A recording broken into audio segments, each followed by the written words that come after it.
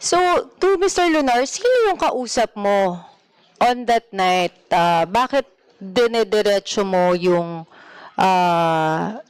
tatlong jeep going to a different direction instead sa SAES?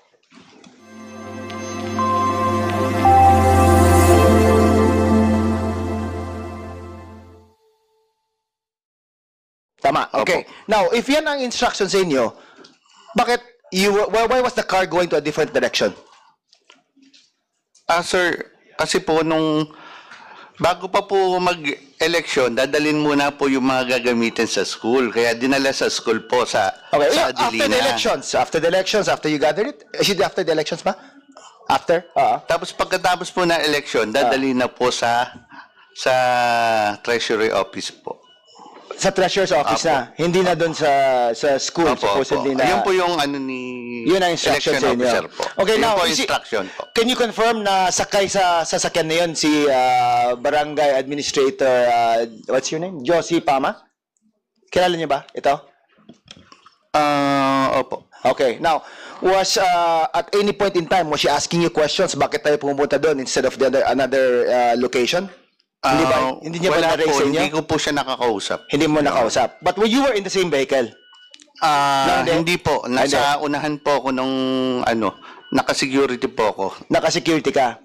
Okay, now, when some persons were trying to block the vehicles, what did you do as a police officer? Anong ginawa mo? Yun nga po, tumawag po ako sa CITOC para i-confirm kung saan talaga po dadalhin yung And the instructions that were given to you was, ano yan? Nung nakausap ko si Sergeant Abaan, sabi, nakausap niya daw po si Attorney Pahad na dalhin na doon sa school po. Sa school? Mapa. Instead of the Treasurer's Office? Yes po. So, bakit may changes sa instructions na yan? And hindi ba tama din na nakaka-alarma na en route, you're going to a different direction other than that originally agreed to? Comelec, is there... Executive Director, sir, can you comment on this? Kasi I really don't know the exact steps that should be taken supposedly. Good morning, Mr. Chair, Your Honors. Ang talagang procedure po dito, after ng counting ng mga balota, gagawa ng ERs. Then yung ERs, dadalhin kung saan magkakaroon ng canvassing. So ito, since barangay elections to, usually yung canvassing, hindi sa munisipyo, kundi within the barangay, kung ano yung lugar na napag-agrihan, usually schools yan. Okay. So, within the barangay lang. So, thank you, Executive Director. Now, if that is, but you're saying, Sergeant Lunar, na may nag-instruction sa inyo, di ba? Tama? No. Na to bring it to the City Treasurer's Office. Opo. And that you tried to confirm it by calling CITOC. Tama? Yes po. And that the CITOC personnel that you were able to talk to told you also that it was the COMELEC election officer, Fahad, who gave you the instructions na doon sa City Treasurer's Office dadalhin. Opo. Tama. Sino nakausap mo? Sorry? Si Police Corporal Abaha po. Is Corporal Abad present? Yes po. Okay, now, Corporal, Mr. Chair. Go ahead. Corporal, do you confirm na binigyan kayo ng instructions ni Fahad na dadalhin to a different place other than the school ang mga election returns? Sir, good morning po. Yung sa briefing po, sir, kasi yung instruction po doon, sir, ay sa City Hall po. Sa City Hall? And you were present in that briefing? And the briefing was conducted by the COMELEC election officer? Yes po, sir. Opo. Any representative from the COMELEC election officer present here? Meron ba? Wala.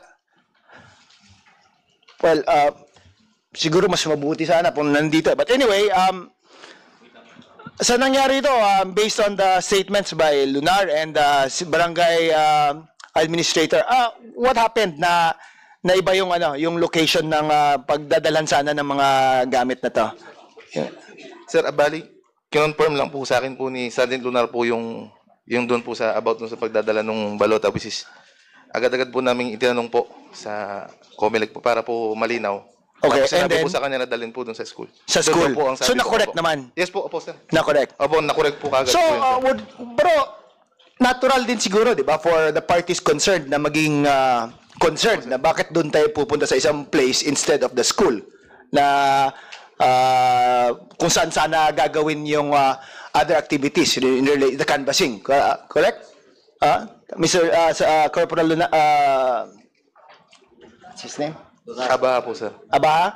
Tama ba? Abaha. Opo, sir. Opo. Okay, so paano nang ginawa niyo para to diffuse the tension or to explain? May explanation biglang binigay na ito yung nangyari because this was the instruction given to us by whoever it is that gave you the instructions? Sir, bali, wala po kaming idea na may reklamo po, sir. O so hindi kayo aware na nagkagulo na, may hinaharang na yung mga sasakyan, gano'n? Bali, yung kay Sergeant Lunar lang po, sir, na in-explain niya po sa akin. Yung tinawag niya po, sir. Tapos, in-inform ko lang din po sila. COP ko po. So, in-inform mo si COP? Po. COP, anong instructions mo after being informed na may insidenteng gano'n? Good morning po, Mr. Your Honor, sir. Sir, nag-request po ako, sir, ng karagdagang personnel para ma-diffuse po yung tension, sir. By diffusing the tension, are you referring to the presence of SWAT ba yun? Mga armadong mga police officers that you asked to respond to? Is that how you diffuse the tension? No, sir, I requested from the PPO kasi may mga reserve personnel po kami for that activity, election. And then, nag-grant naman po yung aking request. All right. Now, can you confirm for the record lang na ang instructions that were given to the police officers who were escorting these ballots was to take the paraphernalia to the schools for canvassing? Yan ba ang instructions ng COMELEC election officer? As far as I know, sir, ang instruction is after the election and canvassing, tatransport po ang mga ballot boxes sa treasury. After the canvassing? After the But this was canvassing. for canvassing pa? Yes, sir. So canvassing are supposed to be made in the school? Yes, Your Honor. Tapos, why were they not going to the school? Because, Your Honor, hindi ko lang po alam, sir, yung nangyari dahil wala po ako doon. But then, narinig ko po sa instructions made by COMELEC officer nung nasa tapat po kami ng City Hall na ang after the election and canvassing, dadalhin po sa treasury ang ballot boxes. Okay, now just to be fair, no, para at least fair tayo with the police officers din present, no? Do you think that there was some form of confusion given by the conflicting instructions coming from the COMELEC election officer? Nagkulang ba si COMELEC election officer pa explain sa inyo what to do on a step-by-step basis siguro? Nagkulang ba? Hindi ko lang po masabi, Your Honor, but then kasi po dun sa San Antonio, we have, sa San Pedro, we have 25 polling precincts. Right. And yung each polling precinct, after the election na mangyayari po doon, ang instruction po, dadalhin yung ballot boxes sa treasury. But then... But before the elections, there were instructions given, correct? Everyone was briefed, supposedly. I assume na everyone was briefed. Tama? Yes po, Your Okay, Honor. Sergeant Lunar, saan ba nanggaling yung confusion? Sa where to go, what to bring, and where to bring it?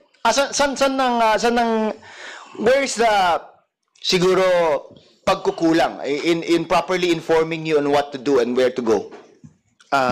Ayun po yung flow nung na doon po dalhin talaga. Na sa Ayun pagkaalam mo? Ayun po instruction po Ang instructions? talaga. Opo. Yun Okay. po talaga po instruction. Thank you, Mr. Chia. Kasi May tanong ako doon. Excuse me. The chair would like to acknowledge the presence of a good friend, Congressman and Chairman Robert Ace Barbers. Sir, you are welcome. Di ba, para kanina kasi may nadinig ako na papunta ng City Hall, kasi particular ako dyan, I've been a congressman for that area for 9 years. So, from the election area, pakaliwa, City Hall. Pakaliwa, papunta ng, pakanan, papunta ng school, correct? pakanan po pa City Hall, pakaliwa po pa San Antonio. Okay, pakanan ang papunta ng City Hall, pakaliwa, papunta ng, Opo. ng school. So, from Opo. that moment, that you have decided to turn right Opo. How many minutes away? Saka kayo nagkaroon ng apprehension doon? How many minutes? Wala pa pong 1 minute yun kasi katabi lang po police station namin eh. Halos katabi lang po. So from the moment that you have decided that you were going to turn right, Nag-stop po kagad Nag-stop ako doon ka? sa may harap po ng police station. and then from that Tumawag moment po ako. that you were stopped, then nagkaroon na doon ng commotion. Opo, inarang nga po ako doon. And then you- Tumawag po ako sa CTOC na sinabi ko na gano'n. Sabi niya, hindi, dali mo sa school. Kaya ibinuelta And ko who na told you agad. that? The head of the Si ano po, yung tactical po. Okay. Apo, si Abaha. Si Abaha po tinawagan. So from that moment that you learned that the officer on duty told you that mali, bumalik kayo. Opo, binuelta ko na kagad po yung sasakyan ko. Kasunod na po yung mga... Will you confirm this? Kasi I'm not in the position to I'm just trying to relate. Kasi parang familiar ako doon sa area. I've been a congressman for so long. So alam ko yung kaliwa, alam ko yung kanan, alam ko yung school, alam ko yung City Hall. So from that moment that kumanan, papunta ng City Hall, na sinasabi nila is 1 minute. Tapos you stop. And then you turn back going to the school. Yes po. Will you confirm my statement? Yes po. Congressman, Attorney Matibag. Mr. Chair, medyo buti na lang familiar ka rin sa lugar. No? Unang-una, imposibleng 1 minute eh. Dahil if he is referring to the police station, nasa loob na ng bayan ng San Pedro yun eh. For better appreciation, ang City Hall ng San Pedro is located in a different barangay. It's in Barangay Poblacion. From Adelina School, kung saan nanggaling yung mga balota, dadaan ng United, sa highway, papunta ng City Hall, dadaan ng ilang barangay. Barangay Nueva, then Barangay Poblacion. And the police station is not 1 minute away from that turn. Dahil nandoon yung police station sa may Barangay Poblacion eh. So yung sa account ni Ma'am Josie Pama, at naririnig ko dun sa radyo na umiiyak sila, pati ibang watcher, mahaba na po yung proseso. Nanggaling kami sa headquarters ni Kapitan Jun Inyon, which is located by the exit of San Pedro, which is probably 5-10 minutes away, kung saan na namin sila inabutan. And based on the account of Ma'am Josie Pama, there were 2 instances na hininto. Yung unang hinto nila, yun doon na sa papalapit na sa City Hall. Nung bumalik, actually 3 times pala, nung bumalik na sila, doon na sa malapit sa may Barangay Santo Niño, Mr. Chair, yun yung sinasabi ni Ma'am Josie na may mga SWAT na at pati poso, yung parang civil security, public office, security office, yung parang sa traffic ng City Hall, na pinalibutan. Public Order and Safety Office. Nandoon sila, pinalibutan na nila. So, na-person na lang silang i-turn dahil yung mga rider na nag-e-escort, who happen to be my fraternity brothers in Taugama P, hindi pumayag, hindi umalis. Hanggang sa na-person sila itulak. At hindi totoo yung sinasabi niya na inutos ng CTOC na dalhin din doon sa eskwela. Dahil naka-speaker po nung nag-uusap sila nung sinita ko, yung pangatlong hinto na, which is already near the canvassing area, which is the San Antonio Elementary School, kasi po 4 po yung polling place dyan eh. Southville, Adelina, United, tapos yung pinakamalaki, yung San Antonio Elementary School, na doon dadalhin. Sinabi niya, sabi ko, sino nag-utos sa'yo? Ba't utos sa taas? Yun ang una niya sinasabi. Sinong taas? Utos na Hepe, utos sa CTOC. Yun siya, hindi ko nga po alam yung CTOC na yan. Nalaman ko lang nung nangyari na yon. Inampas ko pa yung salamin niya para doon sa pangatlong hintunga. Sabi ko, diretso mo yan doon sa canvassing ka ako. Dadaling kita sa Napolcom talaga. Sabi ko sa kanya. So, namutla siya. Tapos nagtatawag-tawag siya. Malamig naman yung sasakyan niya po noon, Mr. Chair. Pero pinagpapawisan siya nung binuksan niya yung bintana. Doon niya lang dinala. Nakita ko po yung mga tao na watcher niya. Umiyak na nga po yung mga tao eh. Tsaka nakita ko talaga rin yung presence ng humahabol na mga SWAT at poso. So hindi po totoo na hindi na siya. At nung sinasabi ko na sinong taas, that's the time na sinabi mismo ni Mr. Lunar na ito yung utos ng Hepe. So, awan ko, yun yung exact na recollection ko. Yun yung sinasabi pa ni Congresswoman Matibag kanina na nag-viral pa. Dahil nung hinataw ko yung sasakyan, may nagbibideo sa akin, pinalabas pa na ako pa yung nag-aharas dun sa pulis. Okay. So thank you so much, Attorney Matibag. Colonel Valenzuela, will you wanted to reply? There's this allegation coming from Attorney Matibag that may order ka doon sa CITOC. So please reply before I recognize Congressman. And may I remind the members, no, hanggang 12 lang po tayo sa isyong to because we have to tackle 4 issues on today's hearing. And I'm allotting 2 hours on each issue.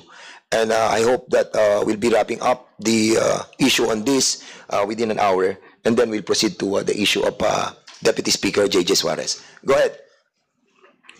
Mr. Chair, yung information, sir, na ay instructed na yung yung ballot boxes ay dalhin sa Treasury, wala po akong kapangyarihan para gawin po yun, Mr. Chair, because it is the COMELEC who has the authority. And ang responsibility lang po namin doon is to secure.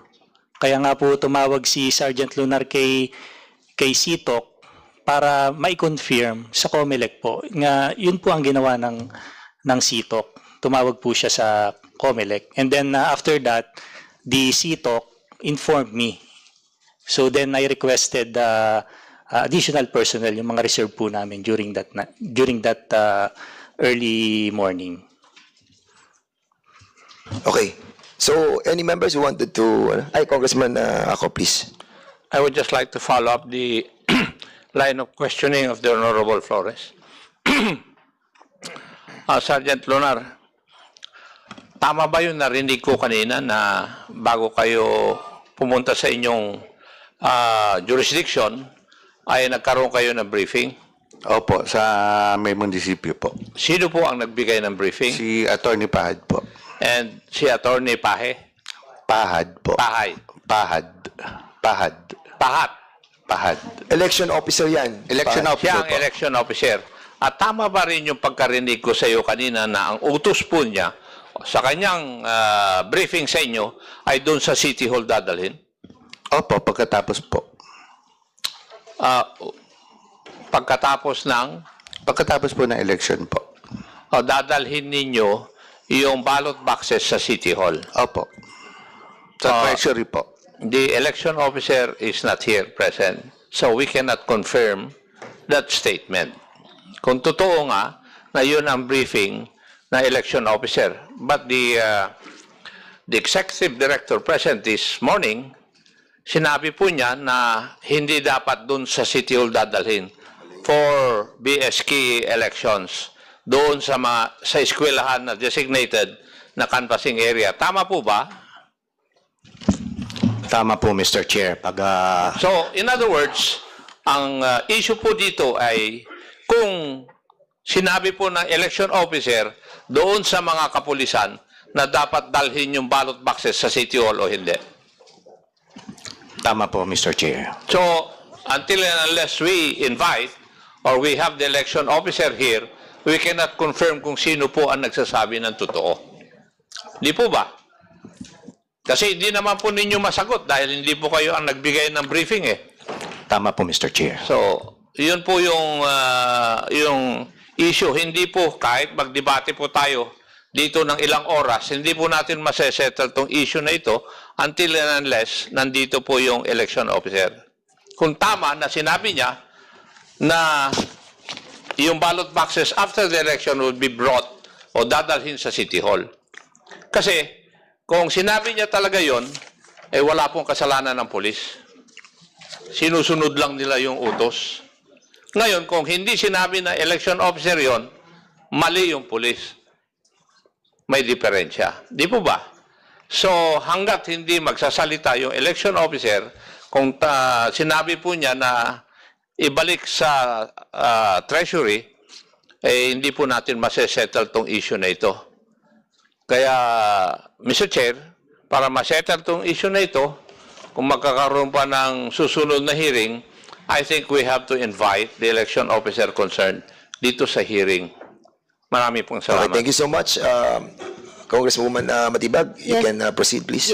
Yes, Mr. Chair. I agree with Honorable Acop. Pero out of 25 polling places in barangay in the city of San Pedro, I just wonder bakit ikaw lang yung parang may confusion on the route na kung saan pwedeng saan dapat idala yung mga election boxes and returns after the election, not after the canvassing. So yun lang. We just hang on that issue and then we invite the election officer of the city of San Pedro. But Mr. Lunar, you have to remember, you have taken your oath. So you really have to be honest here. Opo. Yes, Your Honor. Thank you. So, Mr. Chair, to wrap that, to go to the next issue of Mr. Kapitan June Enyon, I want to know, ano yung sa warrant of arrest, Kapitan? Ano yung nangyari doon sa reklamo? And this is very close to my heart, Mr. Chair, because Mr. Kapitan June Enyon is my neighbor. And on that night, talagang even yung mga anak ko was bothered na bakit mandaming pulis sa aming village. So maybe I ask first si PMMS Balmas, is he around? Can Okay, you the police officer is invited to sit in front. And this is about the issue of the warrant of arrest. Yes, yes, Mr. Chair. Sige, so let's discuss this issue. Medyo bother din ako dyan, kung talagang na-issue yung warrant of arrest kay Kapitan. So, sige, you can proceed, please. So, Sir Balmas, no, maaari mo bang ibahagi sa committee na ito kung ano yung, kung ilan na yung warrant of arrest na na-serve ninyo sa City of San Pedro from that moment na naupo ang Hepe Valenzuela?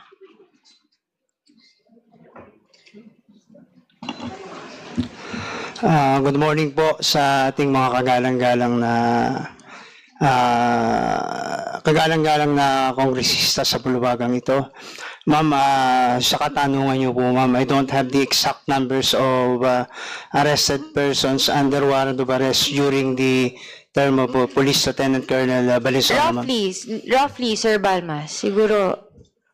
Ma'am, nag-average po kami, ma'am, ng around 20 per month po.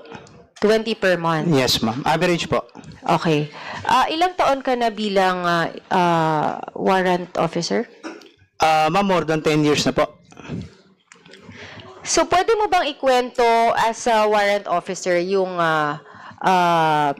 process ng isang warrant of arrest from the issuance of the judge? Kapag na-servan ka na ba ng warrant, inaalam mo na ba kung nakapagpiyansa na ito?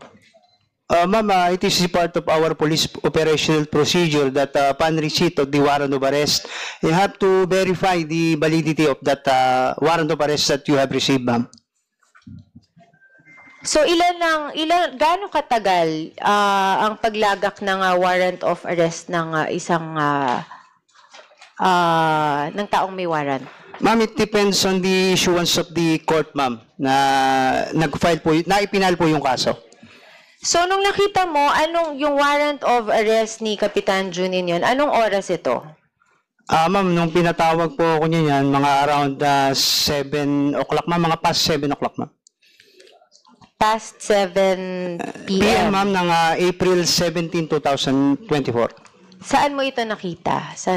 Ma'am, sa opisina po ng Warrant Section ng San Pedro City Police Station. Okay.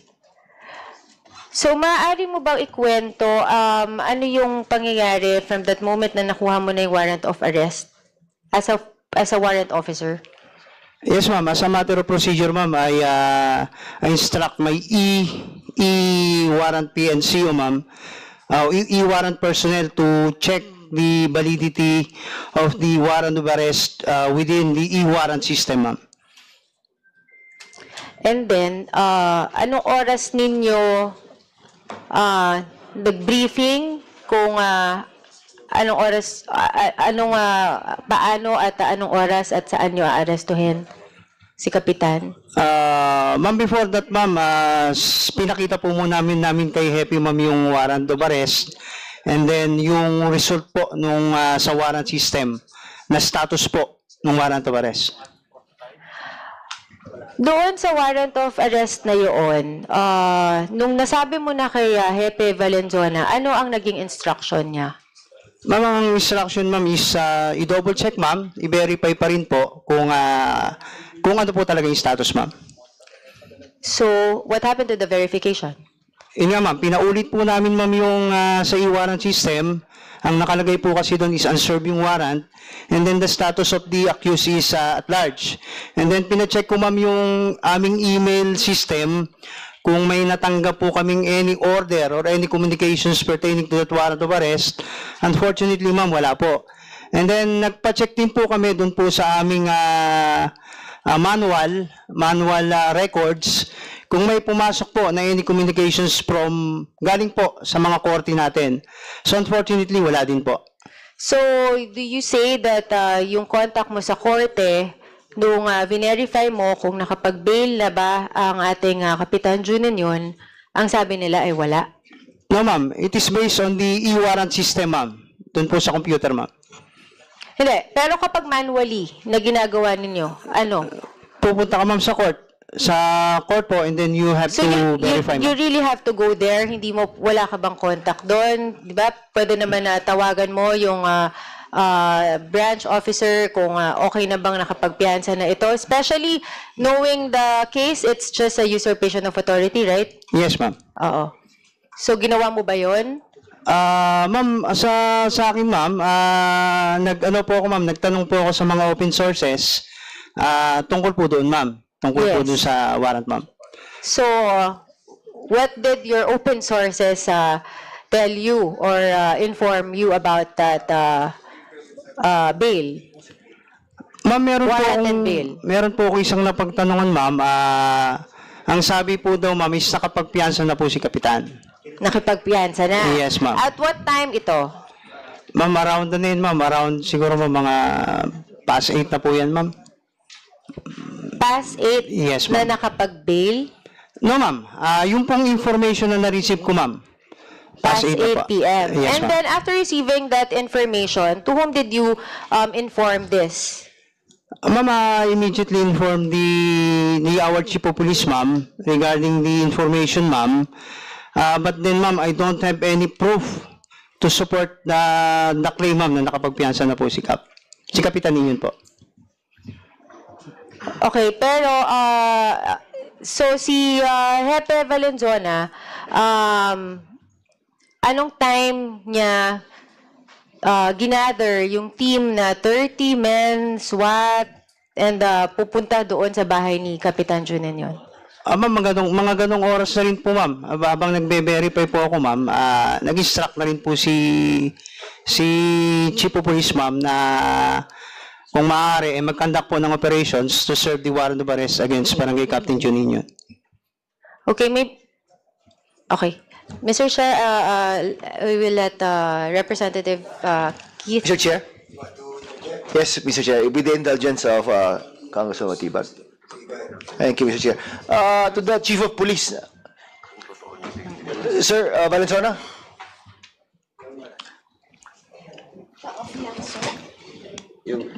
Your Honor. Sir, do you know the person, subject matter of the warrant of arrest? Yes po, Si sir. Kapitan. Kilala mo naman, di ba? Opo, sir. And you've dealt with him several times siguro in the normal functions of your office, correct? Sometimes, sir. Yeah, nakikita mo naman, di ba? Opo, sir. In official functions, etc. etc. Yung pag-ikot niyo siguro, nakikita mo. Yes, sir. You have his number? Cell phone number? Opo, sir. Nasa, Yeah, okay. Now, when you got you informed that there was a warrant out for him, did you not siguro as a matter of courtesy, Kapitan, may warrant ka dito, nag-bail ka na ba? Hindi mo naman tinawagan at tinanong? Yes, sir. Hindi ko na po natanong, Your Honor. Hindi. despite the fact nakakilala mo yung tao at hindi naman ganun kalaki yung kaso, di ba? It's I mean, I've been in the practice before, it's normal na parang malit lang yan na kaso, just deal with it, no? Inform mo na lang na, boss, may warrant ka dito, ganyan-ganyan, it's for a minor offense. Just post bail para hindi na namin i-enforce to go to your house. Wala namang ganun na courtesy binigay sa kapitan. Opo, sir. Opo. Wala. Wala po, sir. Judgment call mo yun. Yes, sir. Yes, sir. Okay, so now, in enforcing, how many times have you enforced the warrant as chief of police of that town? Of that city, I'm sorry. Sir, Marami na. nag-enforce isang beses pa lang po, sir. First time mo? First time, sir. Okay, how about in your other stations when where you were assigned? Ilang beses ka nakapag-enforce ng warrant? Hindi ko na po masyadong maalala. Pero Marami na. may mga times na sinasama ko po, sir, yung tropa. So ilang times na rin nakapag-enforce ng warrant? Mga handful lang siguro, sir. Ano? Handful, sir. Kasi Handful, usually- handful. Okay, in this handful of cases, how many times did you call for the SWAT team to be included in the enforcement of a search warrant, of a warrant of arrest? Depende po, sir. Sa, I'm asking you, in the handful of cases that you handled, how many times did you call on the SWAT team to be present to enforce the warrant of arrest? mga less than 5, Your Honor po, sir. You said handful, so that's 5. Yes, sir. Yes, sir. So in 5 times mo rin tinawag yung SWAT to enforce a warrant. No, sir. Depende po, sir, sa profile po, sir. Depends sa profile. Now, you know the person. You know his profile. Did it need the SWAT to be present? Opo, sir. Why? Is he a violent person? Sir, Is he known to be a violent person? Is he known no, to be armed and dangerous? meron po, sir. Meron. May high-powered po siya, sir. May high-powered firearm. Yes, sir. License naman. License, sir. Is he bringing it around with him? As to the license, sir, I'm not sure, sir. The But firearm. I have information na may Mr. Chair. several high-powered po, sir. Go ahead. Chair. Mr. Chair, before Colonel Valenzuela, sabi po ninyo, dahil merong high-powered firearm, yung barangay captain, ay may tendency na maging violent person. Ako, may high-powered firearm. Ako ba ay, pwedeng maging violent person? Maiko-conclude mo ba yun? Hindi po, sir. Hindi bakit ganun ang conclusion nyo kay Kapitan with the questions asked by the Honorable Flores? Para bang ang insinuation mo, Colonel Valenzuela, is just because mayroon siyang lisensyadong high-powered firearm, he is prone to violence. Yun ang conclusion mo na mali. Kasi ako, meron nga akong 5 high-powered firearms Am I prone to violence? Kasi yun ang conclusion mo. Mukhang mali po yata yung inyong conclusion na just because lisensyado ka ng high-powered firearms, may probability na maging violent ka. I think that is wrong. Thank you, Mr. Chair. And for that matter, I just wanted to add, siguro, Colonel Valenzuela, kasi I know Kapitan Juninho, no? And most likely, kung businessman siya, di ba? Yes, sir. And he's just protecting himself as well. And having guns like, kasi nakapunta na rin ako sa bahay nito, nakita ko yung mga baril nito. Kung meron naman siyang 5 o 7 na baril, I think it's hindi naman ibig sabihin na violent siyang tao. Unless meron siyang isang batalyon doon na mga ammunition and guns.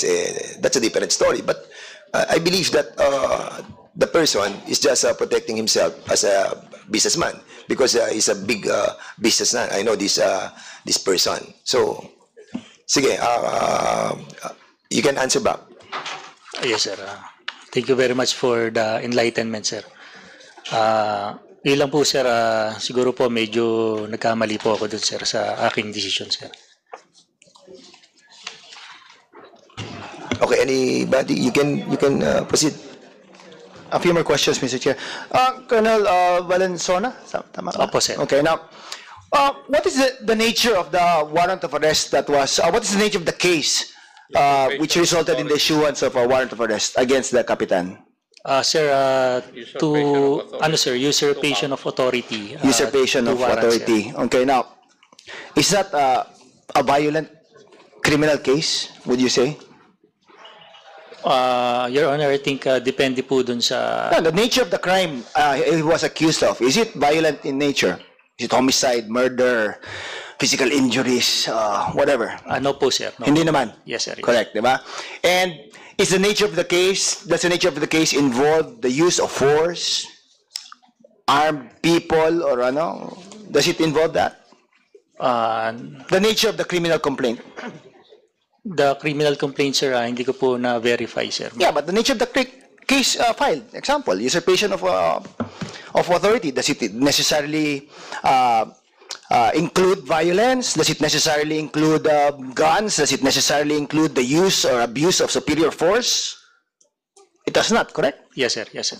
So, my question is, why would you go to the extent of calling in the SWAT? And how many armed personnel did you bring with you? Sir, 4 SWAT, sir. 4? Opo, sir. 4 lang? Yes, sir. Ilang mga armadong pulis pa ang sinama niyo? Meron akong mga intel and warrant officer, sir. Intel and warrant officers? Yes, sir. All in all, totaling how many people? 20, sir. 20. Just to enforce a warrant of arrest for usurpation of authority. Isn't that a bit too much, Colonel? Ayun po, sir, medyo nagkamali po siguro. Medyo sir, nagkamali. Sige. Thank you, Mr. Chair. Mr. Chair? Yes, go ahead, Congressman Apo. Can you please turn off the Congressman? Sige, go ahead, Congressman Apo. Chairman Inyon, tatakbo po ba kayong mayor sa susunod na election? They perceived it to be that I would run for the higher office, but after my last term, Kong, I'm out. Kasi nagtataka lang ako bakit ka pinag-iinteresan eh. I guess I have I have a guest lang, Your Honor. Thank you. Warrant officer, at what point in time did you receive the warrant? Good morning, sir. Sir, the warrant of arrest, nakita ko lang pa siya, sir, upon report sa station, sir, at around bago po mag 8 o'clock ng gabi. Bago mag 8 o'clock? Yes, sir. Teka, nag-oath ka na ba? Yes, sir, nung first day po. Okay, thank you. Nung nakita mo yung warrant of arrest sa e-warrant system ninyo, sinabi mo ba sa hepe mo? Yes, sir. Anong oras mo sinabi sa kanya? Sir, prior to that, sir, inabisuhan na rin po siya Anong prior to that? Ano yung that? Ay, sir, yung... Prior to what? Sir, bago ko po sabihin sa kanya, sinabi rin niyo po sa kanya nung aming e-warrant personnel, sir. So may e-warrant personnel kayo na in charge? Yes, sir. Nandito ba siya? Wala po, sir. O kaya, so more or less, around 8 o'clock na-receive sa e-warrant system yung warrant? No, sir. Mga around 7 po. 7. So, sino ang nagsabi sa iyo na may warrant si chairman? Yun pong aming e-warrant personnel po. Okay. And then what did you do thereafter? Sir, tinanong ko po kung na-verify na po yung warrant, sir, sa e-warrant system. And then, upon verifications po, dinala na po namin yung kopya kay Hepe. Yung pag-verify ninyo doon sa e-warrant, saan po kayo nagbe-verify? Sa opisina po namin, sir. Ano po yung i-verify ninyo? Yung sa system po, sir. Kaya nga, ano ang bine-verify nyo sa sistema? Yun pong status, sir, ng warrant to pare, sir. Yung status? Yes, sir. Whether it's standing or not, or nagbayad na ng piyansa? Yes, sir. Yes. Huwag mo akong biruin, iho, dahil trabaho ko yan nung ako ang chief na CIS eh. Yes, sir. Kaya, right there and then, pagka-receive nyo doon sa e-warrant, verify ninyo. Yes, sir. Matanong po kita, kay issue lang yung warrant of arrest, inassume nyo kaagad na alam na nung person concerned of the warrant. Kaya bine-verify ninyo. Hindi ba dapat bigyan nyo muna ng pagkakataon na pag nalaman nung person subject of the warrant of arrest kung na makapagpiyansa? Kasi kararating lang, i-verify nyo kaagad kung standing yung warrant o nakapagpiyansa. Because if we look at the records, the day after April 17, meron ng report yung clerk of court na nakapagbayad na ng piyansa si chairman. Kasi ang pinagtataka ko, bakit kayo aligaga o kaya very, very enthusiastic na iserve kaagad yung warrant of arrest upon receipt? Sir, it was the call of my chief of police, sir. Oh, that's the call of your chief of police. So in other words, para bang sinasabi mo sa amin ngayon na kaya nyo sinerve yung warrant na katatanggap ninyo dahil utos ng chief of police? Ganun po ba? Yes, sir. Yes. Now, may I ask the chief of police, talaga bang utos mo na iserve kagad yung warrant of arrest as stated by your warrant officer? Pina-verify ko po muna, sir. Ay, hindi. Sagutin mo muna ako. No? Yung tanong ko ang sagutin mo. No, sir. Dahil pina-verify ko po muna, sir. Pina-verify mo. Binirify na nga niya raw eh. Tapos i-verify mo uli. Now, from whom did you verify whether the warrant is standing or not? Pina-verify po ng aking warrant, sir.